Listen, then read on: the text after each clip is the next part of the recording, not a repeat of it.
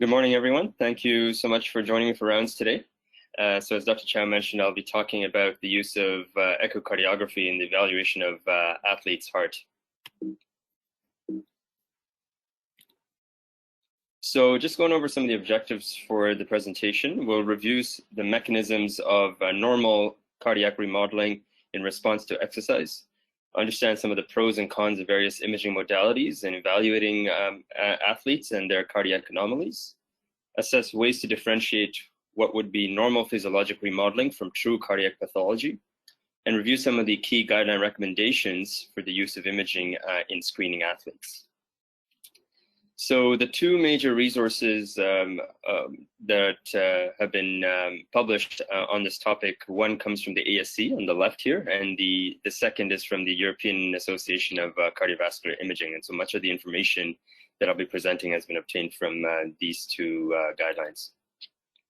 So just some quick background. It's back in 1985 when they had a conference proceeding where the athlete was originally defined and considered to be considered to require their own level of sub-specialization, if you will. So an athlete at that time, it was defined as a person who participates in an organized team or individual sport requiring regular competition against others as a central component, with a high premium on excellence and achievement requiring some form of systematic and usually intense training. They had to adhere to a distinct lifestyle characterized by a routine exercise training program geared towards competition. And now with the interest in fitness and with the expansion of the types of different sports that are available, there is an increase in the global population of competitive athletes. And as we'll talk about, repetitive vigorous exercise in this context is a potent stimulus for cardiovascular adaptation. And so we'll talk more about what those kinds of adaptations are. So in terms of cardiovascular disease in athletes, the manifestations can be quite variable, from subtle findings during screening all the way to sudden cardiac death. And in general, younger athletes tend to have more congenital conditions that cause this, as well as genetic conditions, while older athletes develop complications from acquired cardiovascular disease, including atherosclerotic disease. Intense physical activity in athletes with underlying cardiovascular disease, of course, transiently increases the risk of adverse outcomes, including sudden cardiac death, which is why it's increasingly important for us to understand and pick up on these underlying pathologies. So sudden cardiac death in athletes, depending on the study you look at, it can range anywhere from 0.11 in 100,000 athlete years in a study that looked at high school students in the US to 1.9 in 100,000 athlete years in NCAA athletes. So the true incidence is variable and unknown. Interestingly, what studies have found, though, is that there does seem to be a higher incidence of sudden cardiac death in men or male athletes over female athletes, in African American athletes over Caucasian athletes, and also in specific sports compared to other ones, where one of the reviews found that sports like basketball and American football tend to have a slightly higher risk of sudden cardiac death. So in regards to the kind of common causes of sudden cardiac death in athletes, as you can see here, this is an exhaustive list of some of the different disorders. They can involve disorders of the myocardium, of the cardiac electrical system and arrhythmia, of the coronary circulation, of heart valves, as well as the aorta. Historically, hypertrophic cardiomyopathy was considered the most common cause of sudden cardiac death in athletes, based on a US registry database, where up to 1/3 of the deaths were attributed to hypertrophic cardiomyopathy. But more recently, we know that that's probably an overestimate, and hypertrophic cardiomyopathy accounts for a lower proportion than previously reported. And a lot of that information we have obtained with autopsy studies on athletes who have unfortunately had sudden cardiac death. And then other important causes of SCD in young athletes include heart muscle diseases that are genetic, like ARVC, dilated cardiomyopathy, non-compaction cardiomyopathy, acquired heart muscle diseases like myocarditis or toxic cardiomyopathy, which becomes important in cases of illicit performance-enhancing drugs. Genetic channelopathies like long QT, CPVT, and so forth, as well as other congenital genetic diseases of the heart valves. The other subset that is important to keep in mind is coronary anomalies, as well as aortopathies. So when thinking about the initial cardiac assessment for athletes, of course, it all begins with a comprehensive medical history, and importantly asking about specific symptoms like chest pain, worsening dyspnea, decreasing exercise tolerance, syncope, and so forth, along with a thorough physical examination looking for pathologic murmurs or other features suggestive of more systemic conditions like Marfan syndrome, which would have associated risk of aortopathy. A baseline ECG looking at any abnormalities, including bundle branch blocks, pathologic Q waves, hypertrophy, as well as chamber enlargement. All of this leading then to the first test of choice, which would be a transthoracic echocardiogram, and then depending on what is found, either inconclusivity or a specific pathology that just needs to be better defined or confirmed, you may move on to further testing with other imaging modalities. So just a kind of quick discussion regarding the comparison of various imaging modalities and some of the pros and cons of them in assessing athletes. Majority of the studies from the past have looked at or have utilized transthoracic echocardiography as the primary imaging modality of choice. And so most of the normative cardiac data that we have comes from echocardiography. On top of that, echo has the strengths of being very accessible, very portable, low cost, and free of any radiation. All of this to say that it should be considered as a first-line imaging modality in athletes suspected or to have any cardiac pathology. But it's still important to keep in mind that there are a few limitations of transthoracic echocardiograms. First, of course, their ability to determine coronary anatomy can be quite limited, and of course CT and MRI are much better modalities for that. Second, some of the portions of the ascending aorta may not be very accessible by transthoracic echocardiography, and that becomes really important in athletes. Third, some of the acoustic shadowing or body habitus can interfere with image quality. The ability to assess the right ventricle and the interventricular septum can sometimes be a bit difficult, and MR or CT can be a much better option there. And then now with advances in some of the imaging with CT and MRI, we know that the ability to quantify myocardial fibrosis, edema, and inflammation is much better with CMR and CT. And these can be quite helpful in confirming pathology in athletes. So just in terms of the general physiology when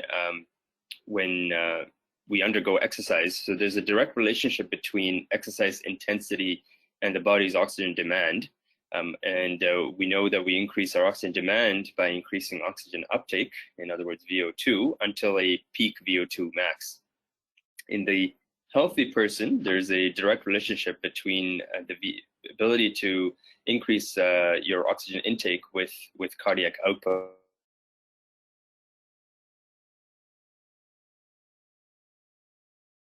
Exercise, and cardiac output increases up to 5 to 6 times during maximal effort. Generally, this increase in cardiac output is facilitated by an increase in heart rate, more so than stroke volume. but we know that peak heart rate is largely determined by age, sex, and genetics. So the main difference between an athlete's ability, between an athlete's ability to increase their cardiac output versus non-trained individuals is their ability to increase stroke volume from cardiac chamber enlargement. So just in terms of some of the determinants of exercise-induced remodeling, the type of exercise turns out plays a very critical role. The two large categories of exercise include isotonic endurance type exercises where versus isometric strength type exercises. So in isotonic exercise, there's an increase in cardiac output that is quite prolonged with a normal or even reduced total systemic peripheral vascular resistance. And so examples of this include activities such as long distance running, rowing, cycling, and swimming. So in this condition, or in these sorts of activities, the primary challenge to the heart is more of a volume-based challenge, which ultimately with prolonged activity stimulates dilation of all four chambers, as opposed to isometric strength type exercise is marked by pulsatile increases in peripheral vascular resistance with not much of a significant change to the overall cardiac output and volumes. So examples of strength training, of course, are activities like weightlifting, track and field throwing events, American football, and so forth. And so the surges in systemic vascular resistance that accompany these strength exercises represent more of a pressure challenge for the left ventricle with a very minimal hemodynamic impact on the cardiac chambers.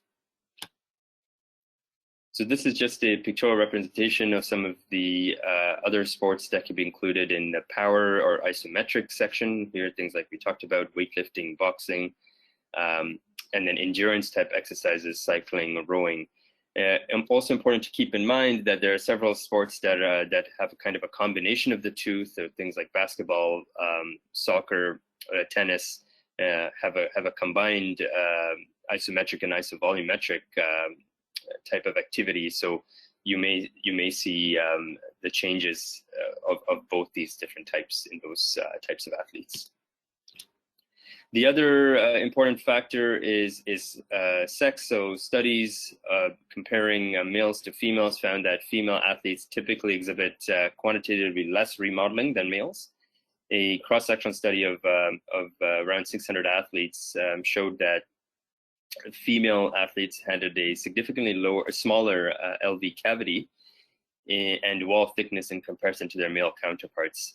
And often the females were much less likely to have absolute measurements that exceeded the normal cutoffs, unlike male athletes. And the difference in the absolute cardiac dimensions between these sexes seemed to persist despite correcting those dimensions for body mass index and the smaller female body size.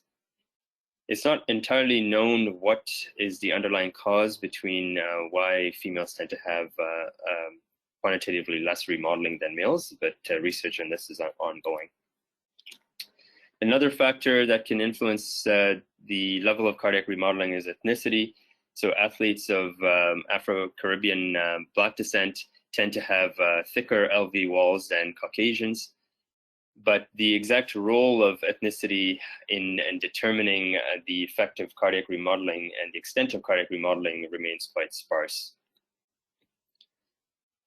The duration of exercise also interestingly seems to have a major impact.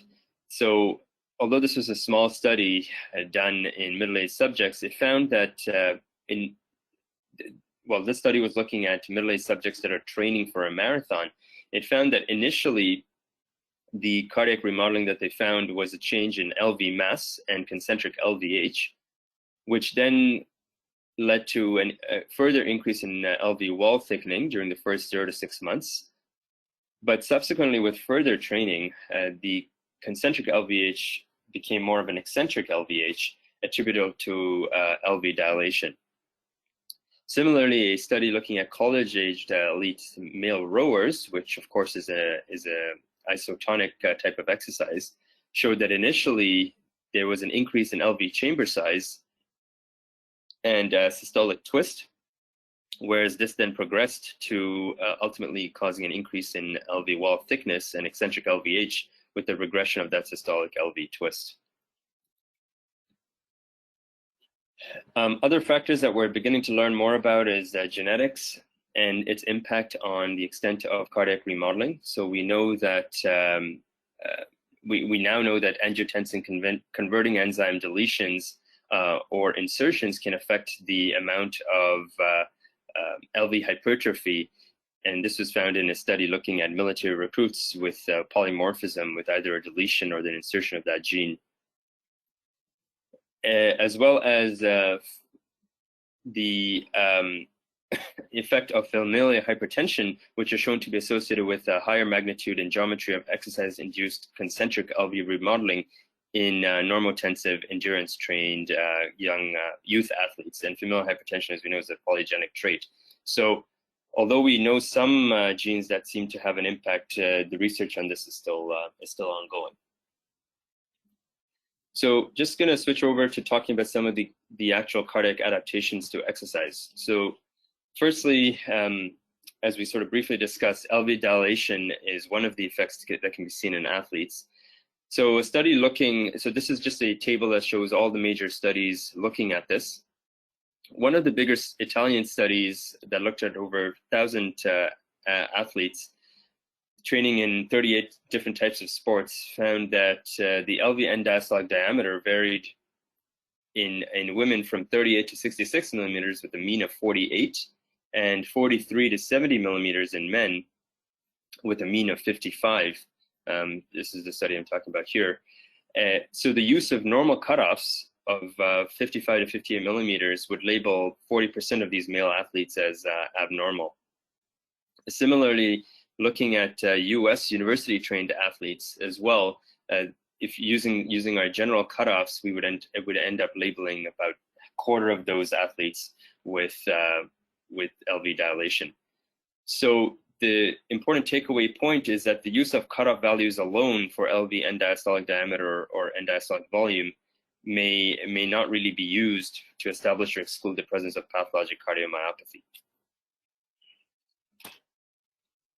So in terms of LV wall thickening, so athletes who engage in endurance sports with both isotonic and isometric loads, like rowing and cycling, tend to have a balanced increase in LV hypertrophy as well as chamber dilatation, leading to what would be categorized as eccentric LVH. Athletes who engage in strength-based sports primarily with no significant isotonic component, like weightlifting, largely end up with just an increase in LV wall thickening, which would categorize them as concentric LVH. And some of those patients with significant concentric LVH may have mildly impaired diastolic and even systolic function. Importantly, though, the LV wall thickness rarely exceeds 12 to 13 millimeters in Caucasian athletes and 15 millimeters in Afro-Caribbean Black athletes. So take-home point being that LV wall thickness over 15 millimeters should still raise suspicion for true cardiac pathology and prompt further testing. In terms of LV diastolic function, this is just a TTE from a healthy competitive endurance sport athlete here. We see here from the parastyle long axis dimensions. I'm not sure how well this is projecting to you guys here, but based on the guidelines and the categorization of the ASC, this would be a patient who was ultimately diagnosed with eccentric LVH as expected in isotonic exercise. This is an apical view that shows RV and LV dilation just visually. And looking at some of the other diastolic parameters, the transmitral pulse wave Doppler shows an EA ratio of over 2. And the tissue Doppler of the lateral mitral annulus shows E prime prominence in excess of 20 centimeters per second. So endurance trained athletes can have eccentric LVH with supranormal indices of diastolic function under resting conditions. And this needs to be contrasted with strength-trained athletes with concentric LVH. Again, here looking at parasternal long axis and an apical four-chamber view, demonstrating left greater than right dilation. The transmitral Doppler imaging here shows an EA ratio closer to 1. And looking at the lateral tissue Doppler here of the lateral mitral annulus, you could see that it's not quite as high as an endurance-trained athletes here around 8, with an A prime prominence as well. So the take-home point here being that abnormal transmitral filling profiles and reductions in early diastolic tissue velocities, particularly in endurance-trained athletes, should raise suspicion for pathology in young athletes. And also, this is something important to keep in mind in older athletes as well, who don't show typical age-related diastolic changes. So in terms of exercise and its effect on LV systolic function, generally LVEF is normal despite LV hypertrophy. Endurance-trained athletes may have a low normal LV ejection fraction in the context of having significant LV dilation. And that's as a result of just normal physiology, where stroke volume and not LV ejection fraction is physiologically regulated with large ventricles ejecting an overall lower fraction of their end diastolic volume, rather than smaller ventricles that then eject a much larger fraction under resting conditions. So the important thing to keep in mind is a lower normal LV ejection fraction can be seen in endurance-trained athletes. However, it should still be at the most in the mild range of at least over 45, 46%. Significant LV dysfunction beyond that is still pathological, and definitely having focal defects like regional wall motion abnormalities or aneurysms should raise suspicion of a true pathologic process. In terms of RV and its effect and remodeling to exercise, as we know, the RV wall is a lot thinner, and so has a limited ability to respond to volume and pressure challenges. So the large adaptation that occurs in the RV is an increase in size. So RV dilatation without significant hypertrophy. A study of around 100 endurance athletes found that RV chamber dimensions were above the upper limit of normal in over 50% of athletes, and 20% also had an increase in the size of the RVOT, which would meet criteria for EARVC. A similar thing was found in this Italian study looking at 650 different endurance athletes, where 16% of them exceeded a basal RV dimension of 40 millimeters, which we often use as a cutoff. So the key take-home point here is that a strict cutoff values for RV size are not helpful in distinguishing physiologic adaptation from pathologic cardiomyopathy. However, there are a few caveats and clues to keep in mind. If it is physiologic RV dilation, like in endurance athletes, that should be associated with a concomitant increase in LV size as well. Isolated RV enlargement or the presence of focal defects like wall motion issues or aneurysmal dilation should still raise suspicion of pathologic process. In terms of RV function, there is quite a bit of a positive data ultimately in the effect of RV systolic function in strength-trained athletes particularly. Endurance-trained athletes can have a mildly reduced RV systolic function at rest, for the same reasons as we talked about earlier. With significant RV dilatation, sometimes you can see that. And then looking at RV diastolic function, that tends to be preserved in both endurance and strength-trained athletes. And moving on to the atrial side of things, the it's not uncommon to see both left and right-sided atrial enlargement. The left atrial enlargement is quite common in both endurance and strength-trained athletes, but again, keep in mind endurance-trained athletes tend to have much larger atria than strength-trained ones. This large meta-analysis of around 7,000 athletes that looked at the different effect of the type of exercise found that LA diameter was 4.6 millimeters greater in endurance athletes, but only around 3 millimeters greater in strength athletes. And in those that had combined strength and endurance type activity had somewhere in the middle of 3.5. Thanks. The other key take-home point about RA enlargement is that this is something that can be seen particularly in endurance athletes.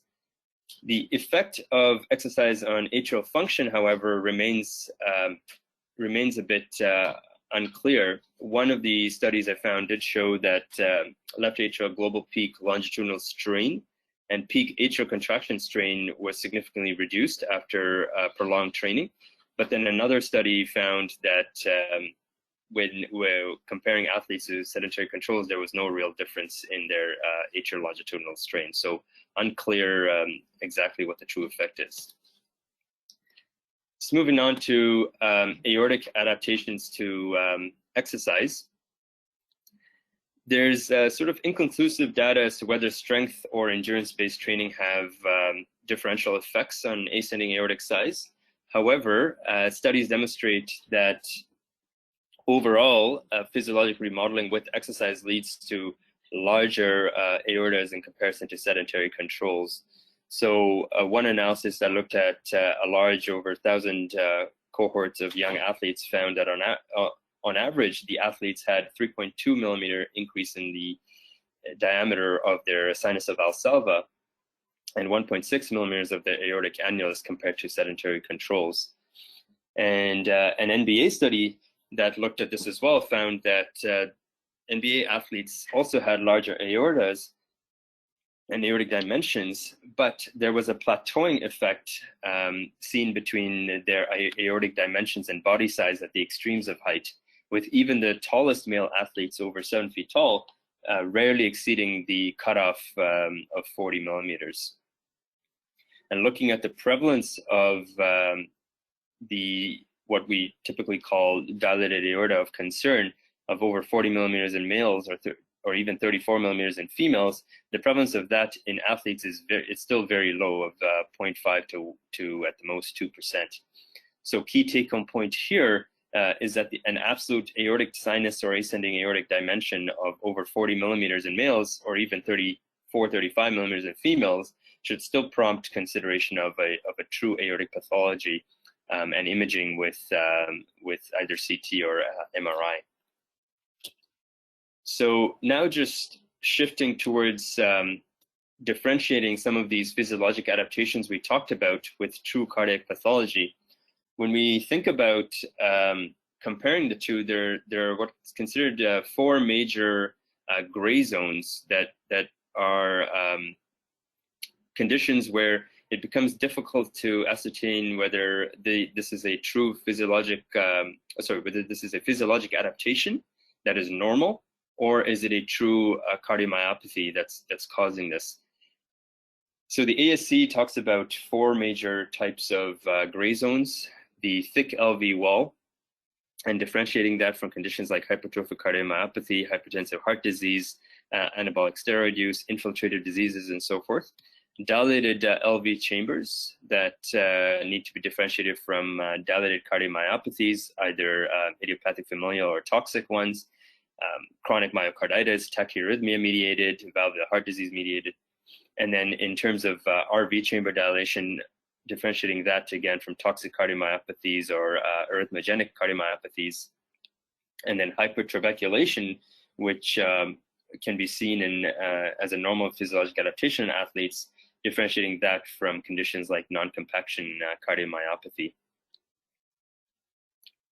So we'll kind of go through this one by one. So in terms of LV wall thickening and hypertrophic cardiomyopathy and differentiating the two, Typically, the level of LV wall thickening is mild in athletes, with the values in the range of 11 to 13 millimeters in Caucasian athletes and up to 15 millimeters in black athletes. Values in excess of this should automatically raise suspicion of pathologic LV remodeling. But when you're sort of somewhere in the middle, 13 to 15 millimeters, or there are other features, it might actually point towards more of a pathologic hypertrophic cardiomyopathy type picture. And so this is a nice table from the European guidelines that helps us understand and differentiate the two different conditions. So one of the most, of course, using history and ECG is definitely the first step and very helpful. So a positive family history of sudden cardiac death, of course, points more towards a true pathology. Major ECG abnormalities like ST segment changes or deep Q waves also point towards more of a true cardiomyopathy. But another useful morphologic criterion is the assessment of LV cavity size.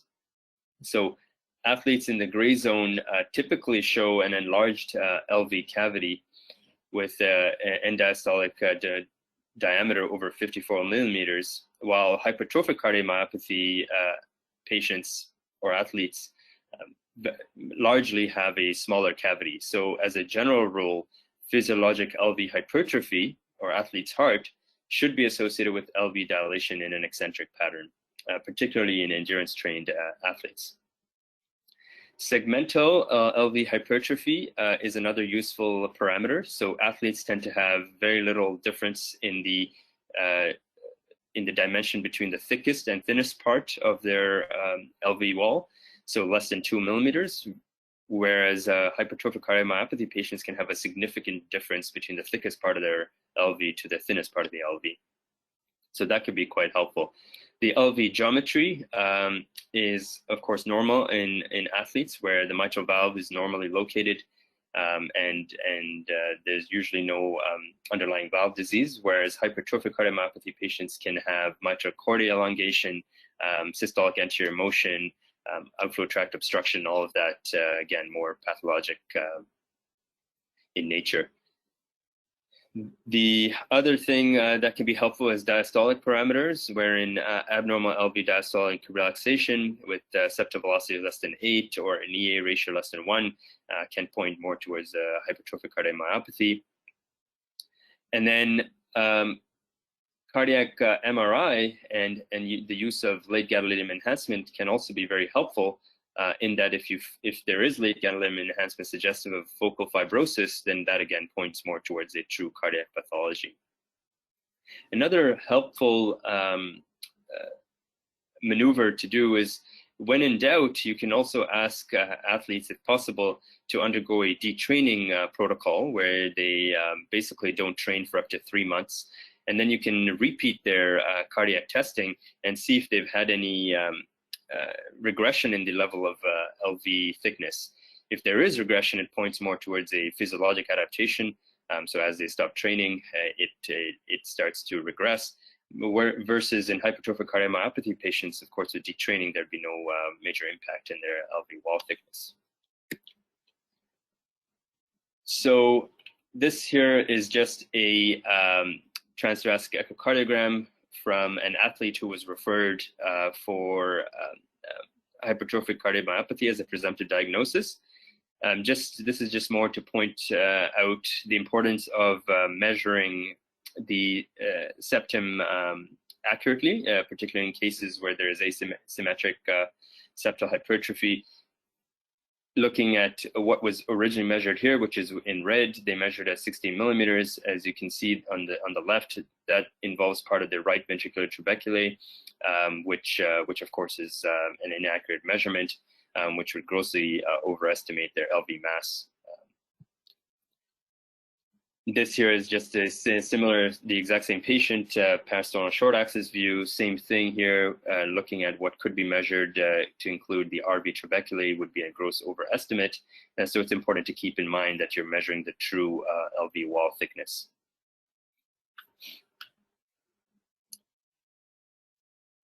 The other thing that becomes challenging, particularly in athletes, is with the increase in the LV posterior wall thickness and pronounced chordae. Again, this is just an image to point out the importance of measuring the true posterior wall thickness and to not include any part of the chords in that measurement, because that can also, of course, affect the LV mass calculation. Okay, so switching gears to LV dilation and trying to distinguish this from dilated cardiomyopathy. So in athletes, particularly endurance athletes, they may have a mildly reduced LV ejection fraction, 46 to 55%. But by far and away, when you look at athletes as a whole, this study over here looked at over 1,000 athletes and tried to quantitatively assess their LV ejection fraction. It found that predominantly, or the vast majority of athletes had an LV ejection fraction over 53%. So seeing a low normal LV ejection fraction is still quite rare. That said, in endurance athletes with large LV cavities, it's not unusual to see a low normal ejection fraction. But what's important to keep in mind is that their diastolic parameters should still be normal. And if you do see LV dilation, they should also have concomitant RV and atrial dilation with that to suggest more of a physiologic response rather than a true LV dilated cardiomyopathy. The other thing that could be very helpful is the use of putting those athletes on a treadmill or a bike and trying to see what happens to the LV ejection fraction with exercise. And so if it is athlete's heart, they should all be able to augment their LV ejection fraction during exercise using a cutoff around 15%, versus a dilated cardiomyopathy patient may not necessarily be able to augment it that much. The other thing is in these stress testing, athletes, true athletes with no cardiomyopathy should have a normal blood pressure response and be hypertensive with exercise. So this here is just a helpful algorithm to try to distinguish dilated cardiomyopathy from normal athlete's heart. So it starts with an echocardiogram, looking at their LV end diastolic diameter. If it's dilated, largely dilated LV with a normal ejection fraction, we kind of end things there. It can be diagnosed as athlete's heart, particularly if they have normal diastology, concomitant RV and atrial dilation. But if they have reduced ejection fraction, then yeah, you put them on a exercise treadmill or bike. If their LV augments appropriately, then that points towards it being normal physiologic response. But if they have abnormal function, then that raises suspicion for a true cardiomyopathy. And in which case you may proceed to doing further testing with a cardiac MRI, looking for late gadolinium enhancement. And of course, if that's seen, it points more towards a true dilated cardiomyopathy. So moving on to the RV. So as we talked about earlier, a large proportion of athletes have RV dilation, particularly the endurance type athletes. And when you look at the size of those, the sort of dimensions of the RV in athletes, a lot of those patients would ultimately meet the major and minor task force criteria for ARVC. So one study found that up to 30% of athletes could meet that criteria. But some other clues that might point towards a arrhythmogenic cardiomyopathy versus a normal athlete's heart would be, of course, family history, ECG changes, as we talked about, or the presence of arrhythmia, including left bundle branch blocks or VT on exercise. But the dimensions alone may not necessarily be the most helpful. So the Europeans have proposed that only the major dimensional criteria indexed by body surface area should be used to define RV enlargement in athletes. But other things that can also be helpful is functional testing with looking for regional wall motion abnormalities which again point towards there being a true cardiomyopathy. But also RV systolic function in general, where if the fractional change in their RV area is less than 33%, or in cardiac MRI, if their ejection fraction is determined to be less than 40%, that all points more towards an arrhythmogenic cardiomyopathy. The use of RV global longitudinal strain can also be somewhat helpful, in that there seemed to be a decrease in their global longitudinal strain in true cardiomyopathy. The other thing that is still quite helpful is to put these patients on a treadmill or a bike and to look at their ability to augment their RV function.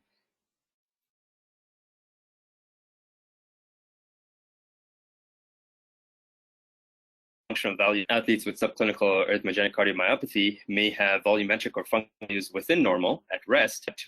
Putting them under stress can further augment their subnormal RV systolic function and make it more obvious that this is not just a physiologic adaptation, it is a true cardiomyopathy. So this is just a set of transthoracic images from 2 different patients. So the one on the left here is a patient who clearly has who clearly has RV dilation. So the RV looks similar in size to the LV here. But overall, when you look at this, I know it's a cutout image here, but the basal to mid aspect of the RV looks like it's contracting well here.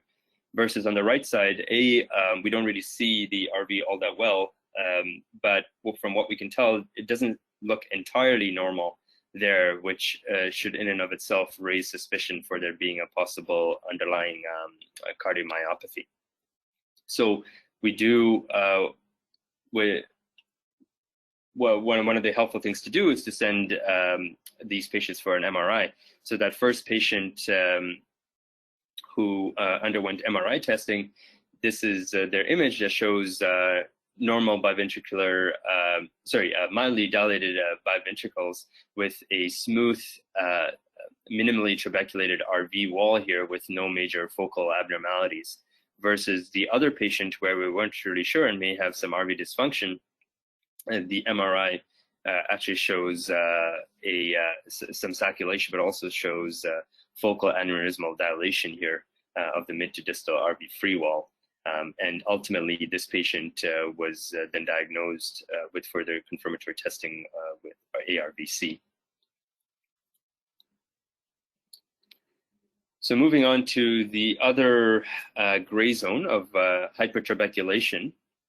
The important thing to try to distinguish here is whether this is physiologic hypertrabeculation versus non-compaction cardiomyopathy.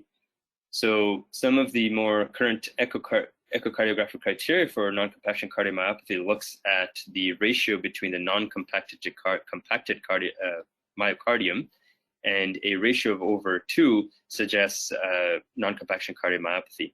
The other things that are helpful are apical predominance of deep intratrabecular recesses and an absence of any coexisting cardiac abnormalities.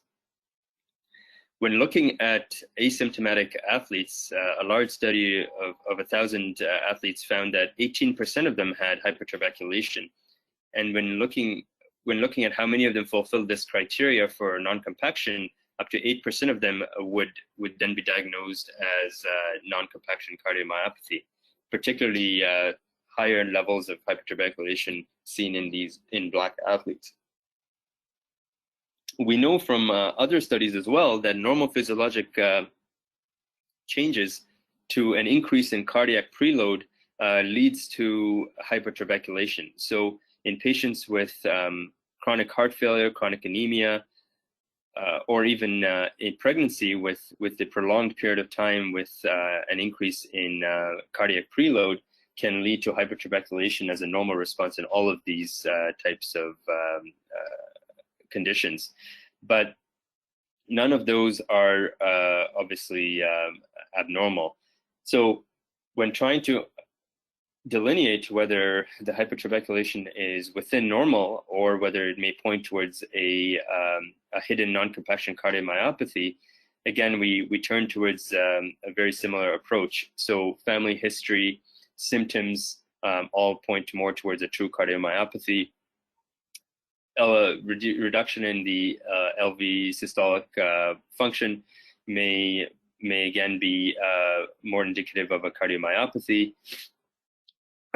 The thickness of the compacted layer in systole may also be helpful. So in non-compaction, that tends to be less than 8 millimeters, versus an athlete's heart, it's usually thicker than that. Late gadolinium enhancement is quite helpful. So positive late gadolinium enhancement more points towards a true cardiomyopathy. ECG changes, again, pointing more towards a pathology, as well as abnormal diastolic function. And another thing that's again still helpful is putting these patients on a treadmill, where patients with true LV non-compaction with reduced ejection fraction will not be able to augment their LVEF by 15-20% with exercise, versus athletes, of course, will be able to do that on the whole. And just speaking of some of the other conditions that are important to keep in mind while assessing athletes, aortic root disease is, of course, not uncommon, but the same goes for bicuspid aortic valves, which have been reported in up to 1% of larger athletes. So when looking at echocardiograms for these patients, it's important to pay extra caution to whether or not they may have a bicuspid aortic valve, which of course points more towards a underlying aortic aortopathy or aortic aortopathy condition, as opposed to normal physiologic response that's causing an increase in the aortic root size. So with advances in echo, like 3D echo, we may be able to increase our accuracy of diagnosing bicuspid aortic valves. So in athletes who have a dilated aortic root, even in the absence of recognized structural, systemic, or cardiac disease like bicuspid aortic valves, serial imaging is still recommended, particularly when you get towards the cutoff values of 35 to 40 millimeters. It'll be important to keep rechecking as intervention may be necessary, as well as cessation of their exercise regimen. Another condition of importance is mitral valve prolapse, which has been reported to account for as many as 11% of the overall cause of sudden cardiac death in some studies. So when looking at the mitral valve and mitral valve prolapse, it'd be important to delineate the entity of leaflet prolapse, the characteristics of it, the quantification of mitral regurgitation, as well as the size and function of the LV, with documentation of the dimensions of the LV as well as the LA.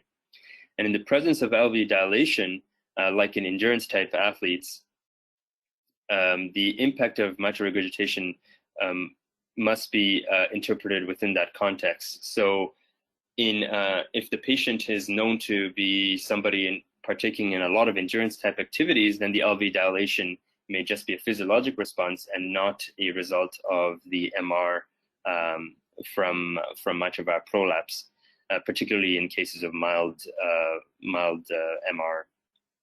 Versus if the patient was known to only be involved in largely strength training, where LV dilation is not a commonly seen response, then that raises suspicion that the MR might in fact be more significant. The other important condition to keep in mind is also congenital coronary artery anomalies, and this is also found to have a prevalence of anywhere from 0.2 to 6% in athletes. And despite the low prevalence, however, depending on the type of anomaly that they have, it can be a very significant cause of sudden cardiac death, found to be as high as 15% in athletes in the US and in Italy. There are specific anomalous origins that are more risky than others. So anomalous coronary arteries are originating from the wrong aortic sinus, like the right coronary artery arising from the left or the left arising from the right can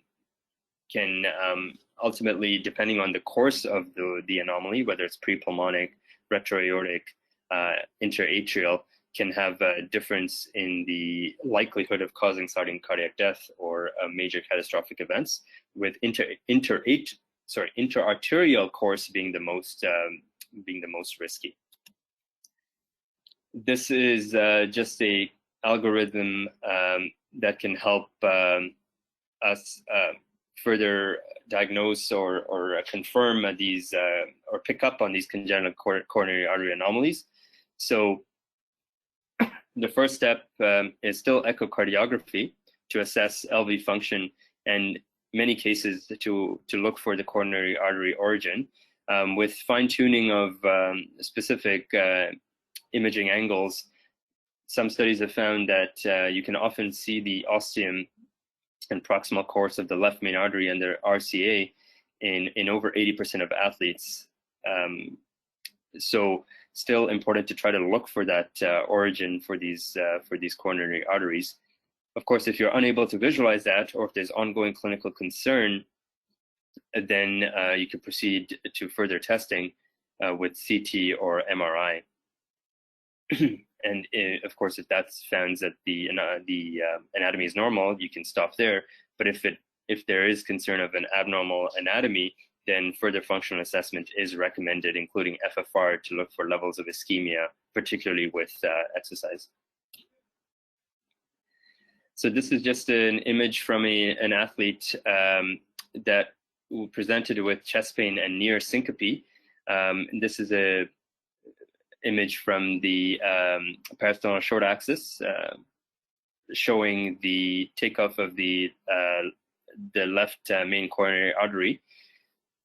As you can see here, it kind of propagates in between the aorta and the pulmonary artery. So you put color on that confirms diastolic flow, confirmed that's the coronary artery. So that patient was then sent for CT, which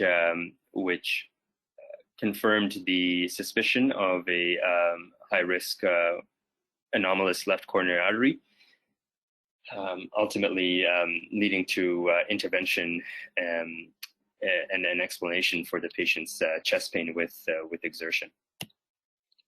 So in conclusion, just going back to this image that we spoke about at the beginning, important to start with, of course, a very thorough medical history, looking for high-risk symptoms, a physical examination, looking for murmurs or features of things like Marfan syndrome, baseline 12-lead ECG, looking for any major abnormalities. The primary first modality of choice is still transthoracic echocardiogram, which is instrumental in trying to identify any underlying pathology. If it's either inconclusive or if a pathology needs to be better defined, then you can proceed on to other forms of imaging, including cardiac MR, cardiac CT, and sometimes, when in doubt, exercise imaging can be very helpful as well. And these are my references, and with that, I'll stop. I'll be happy to. Yeah. So thank you, Ashwin, for very, very comprehensive review. And we have about 4 minutes left. And I have one question. One of the, maybe a folk tale, is that patients with dilated aorta, often we tell them to avoid resistance exercise like weightlifting, etc. Any thoughts on that? Like, is there any restriction on patients with mildly dilated aorta or dilated aorta, what exercise they can do or they cannot do?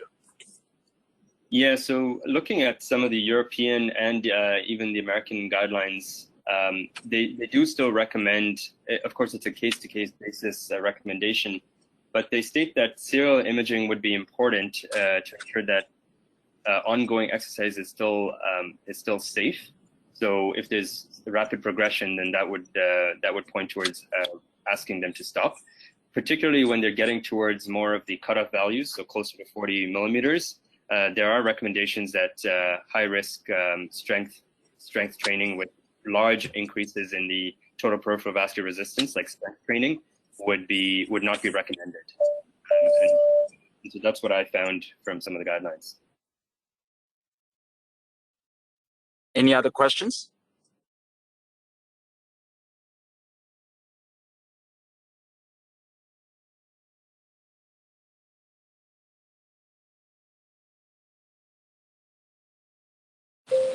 Well, maybe without further questions, I want to thank on behalf of all of us for Ashwin's very comprehensive review.